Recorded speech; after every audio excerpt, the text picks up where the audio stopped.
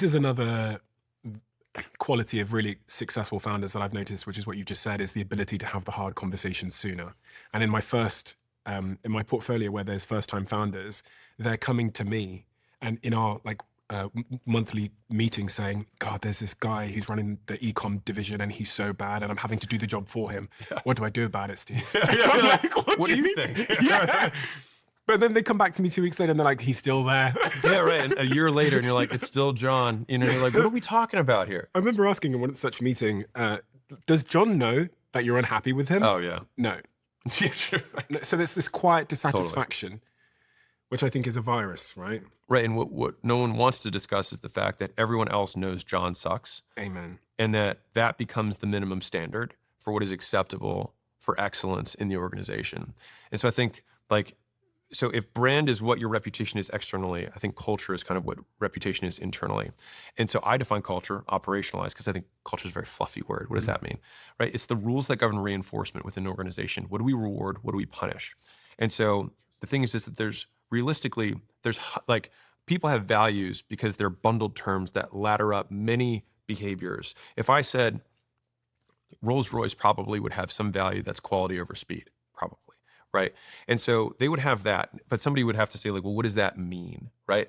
Well, we hope that we use this as a decision-making filter for how it affects behaviors on every situation so that when you're in the should I go fast or should I make it right, you make it right.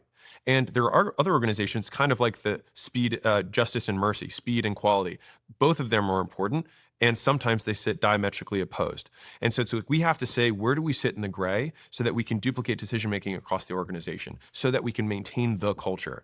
And so culture, Layla says this a lot, but culture, I think this is a Drucker quote actually, culture trumps strategy like twice a week and every day on Sunday. Mm-hmm. If you have a mediocre strategy but an unbelievable culture, you will crush somebody who has a great strategy and a terrible culture. Thanks. Because culture ladders up to performance and execution. And almost every business is limited by execution, not strategy. Most business strategy isn't that complicated. Like, let's do a really good job, so good that people tell their friends about us, and as long as we have enough gross margin, we'll make money. It's not that hard, right? It's just that the doing it is the hard part. Yeah.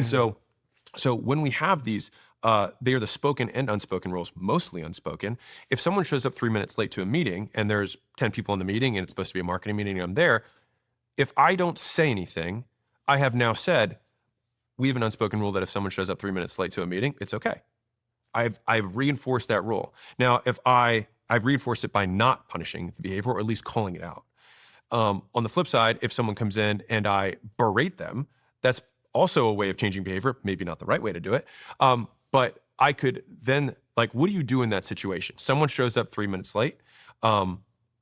First off, you would probably sideline with that person and be like, hey, I don't know if you realized that you were 3 minutes late. What happened? And they're like, I was on a client call. It went late. I'm really sorry. Or I was on a sales call. For me in my organization, clients and sales will take priority. So if you have a meeting and you're on a sale and you're about to close it, close the sale, right? But if you were just doing nothing we have this meeting, then this is the priority. And so the next time we hop on, I'll be like, hey guys, I just want to address something. John was late. He was late because of a sales call. Or when I DM'd him right as he got on late, I would say, hey, make sure you say that. And then be like, hey guys, sorry I was late. I was on a sales call. And then I would say, that's fine. You're good to go. Always go make money. Yeah. And then I'm reinforcing the right thing. Yeah. Right. And so I think